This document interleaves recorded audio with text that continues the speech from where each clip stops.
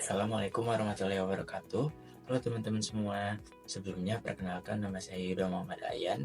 Saya mahasiswa angkatan 2023, program studi Pendidikan Manajemen Perkantoran, kelas 2023B, Fakultas Pendidikan Ekonomi dan Bisnis, Universitas Pendidikan Indonesia dengan NIM 2309620. Video ini dibuat untuk memenuhi tugas ujian tengah semester mata kuliah Psikologi Pendidikan dengan dosen pengampu Ibu Rina Nurudi Ramdhani MPD.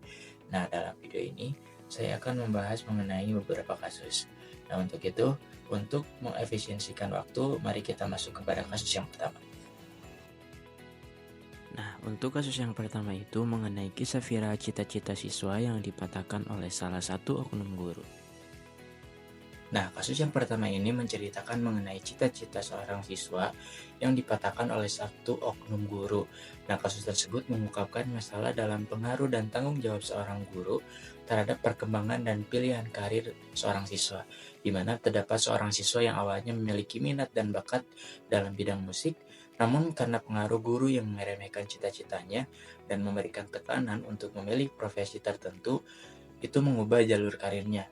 Dan akibatnya siswa tersebut mengalami tekanan psikologis yang menyebabkan masalah kejiwaan dan akhirnya mengalami kegagalan dalam meniti karir.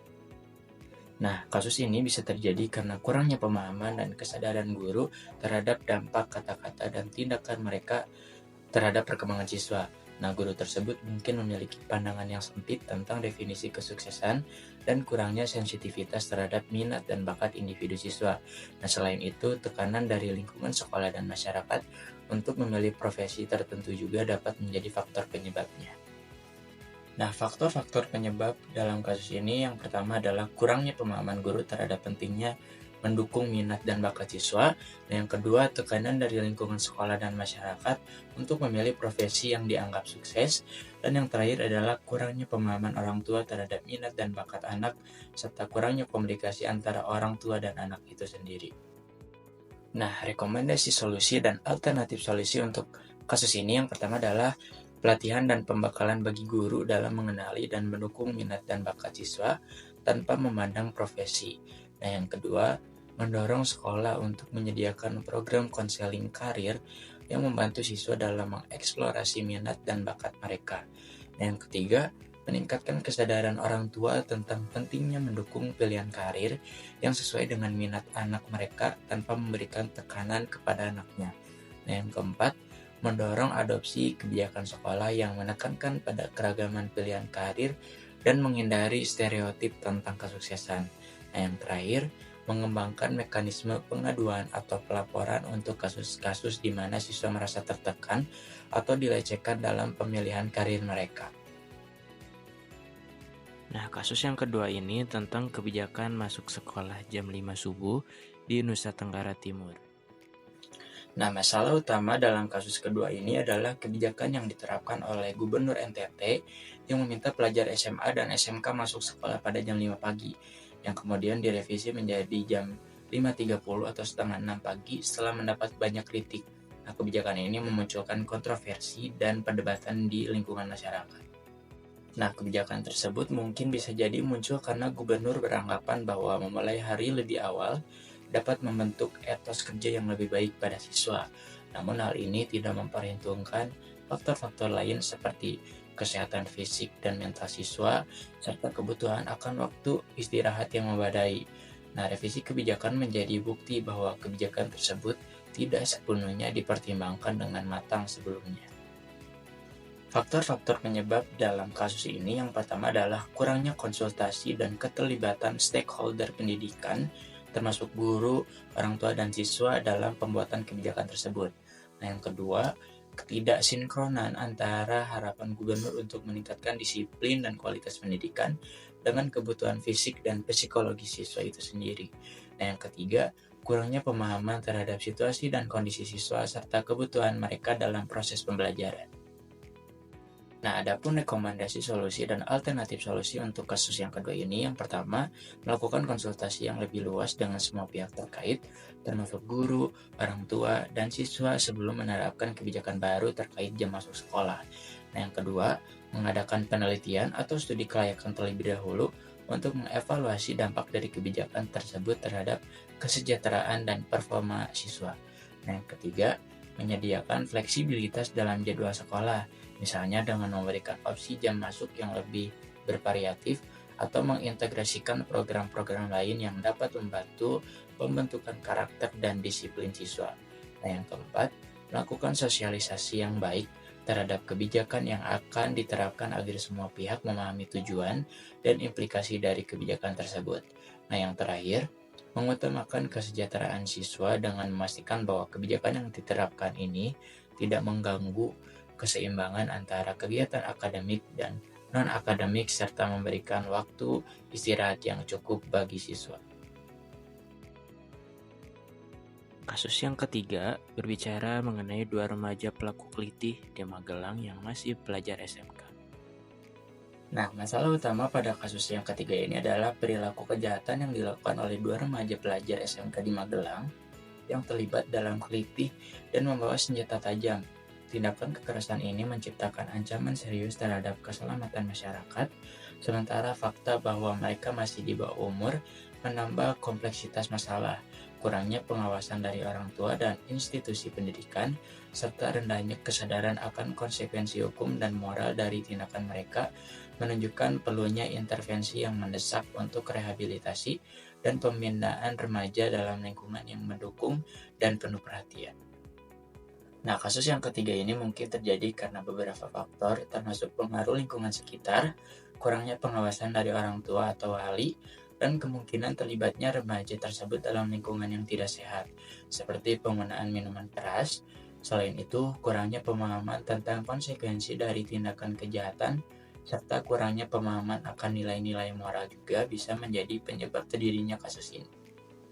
Nah, faktor-faktor penyebab pada kasus yang ketiga ini adalah yang pertama, pengaruh lingkungan yang tidak sehat, seperti konsumsi minuman keras. Nah, yang kedua, kurangnya pengawasan dari orang tua atau ahli terhadap aktivitas dan pergaulan remaja.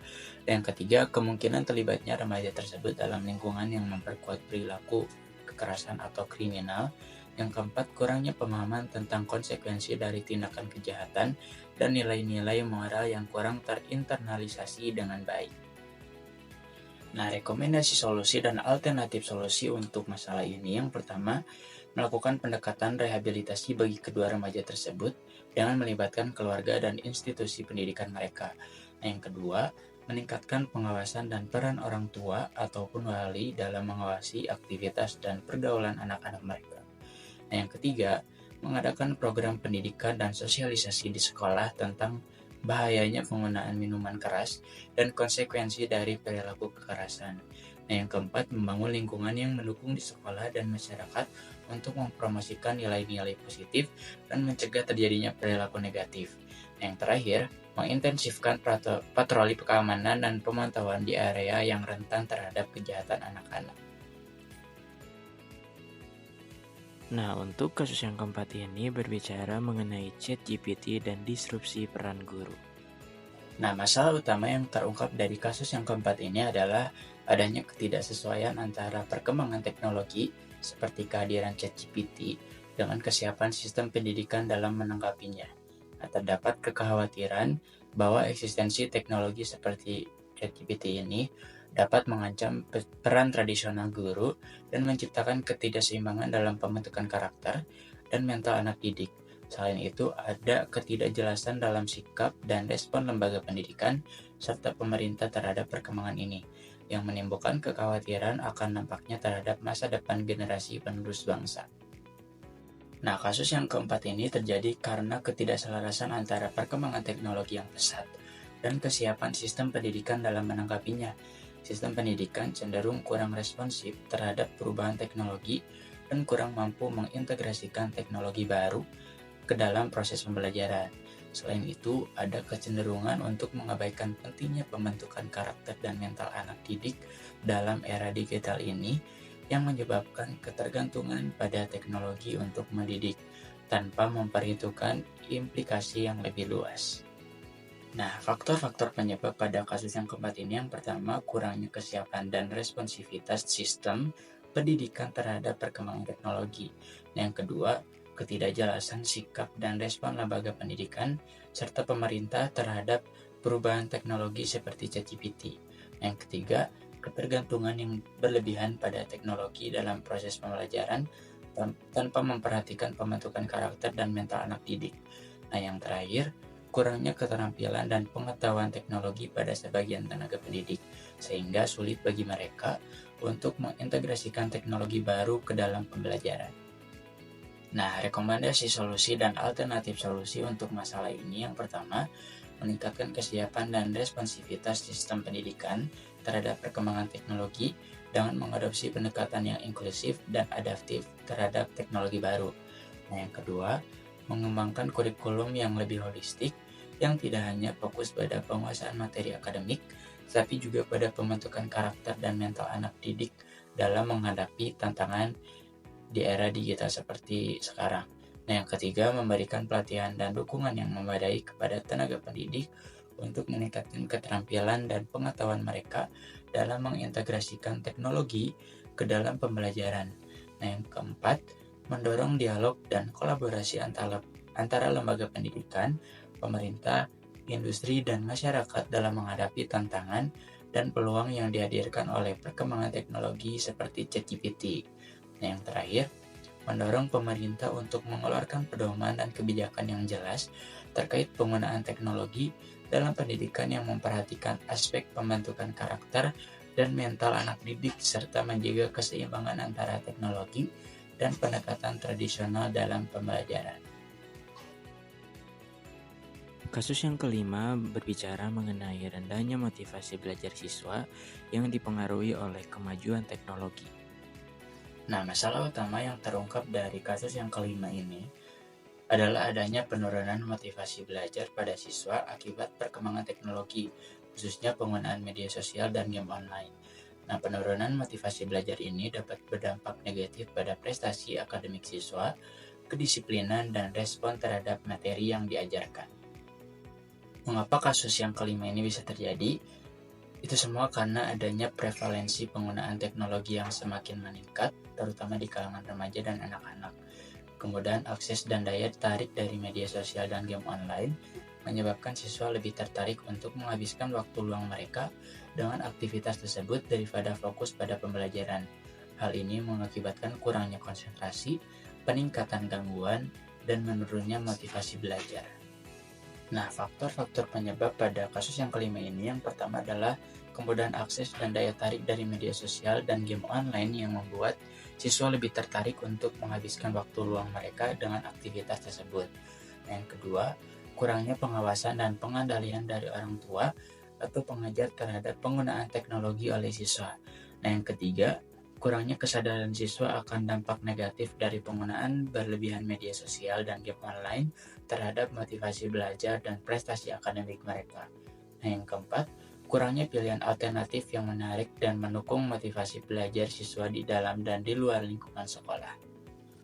Nah, rekomendasi solusi dan alternatif solusi untuk masalah yang kelima ini adalah peningkatan kesadaran orang tua dan pengajar tentang dampak negatif penggunaan berlebihan media sosial dan game online terhadap motivasi belajar siswa serta pentingnya pengawasan dan pengendalian yang lebih baik.